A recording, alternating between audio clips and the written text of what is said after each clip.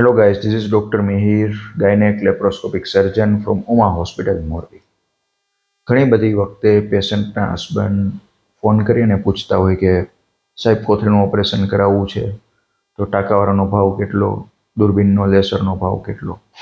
તો મારી એક એડવાઇસ છે કે અત્યાર સુધી તમારી પાસે જે સોનોગ્રાફીના રિપોર્ટ હોય, સીટી સ્કેનના રિપોર્ટ હોય, એમઆરઆઈના રિપોર્ટ હોય એ અને પેશન્ટને લઈને એક વખત હોસ્પિટલ આવે.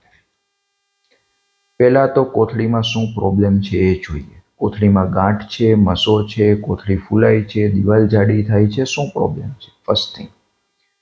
સેકન્ડ થિંગ, ટાઈમ સાથે આ પ્રોબ્લેમ વધે છે, ઘટે છે, એવો ને એવો રહે છે, આ પ્રોબ્લેમને કારણે બીજા અંગો ઉપર કેવી અસર થાય છે, લોહીના ટકા ઉપર કેવી અસર થાય છે એ જોઈએ. ત્રીજી વસ્તુ, આ પ્રોબ્લેમને આપણે દવાથી સોલ્યુશન મળી શકે, ઇન્જેક્શનથી સોલ્યુશન મળી શકે અને કેટલા ટકા સોલ્વ થવાનો ચાન્સ એ જોઈએ. અને પછી આપણે નક્કી કરીએ કે હકીકતે ઓપરેશનની જરૂર છે કે નહીં. બરાબર. પહેલાં પ્રોપર પ્રોબ્લેમ અને સોલ્યુશન ઉપર આપણે ફોકસ કરીએ, નહીં કે પ્રાઇસ પોઈન્ટ ઉપર. પછી જરૂર પડે તો બધી વસ્તુ આપણે એક્સપ્લેન કરશું. પરંતુ ઘણી બધી વખતે ખાલી મેડિસિનથી સારું થઈ જતું હોય તો શા માટે ઓપરેશન કરે. બરાબર.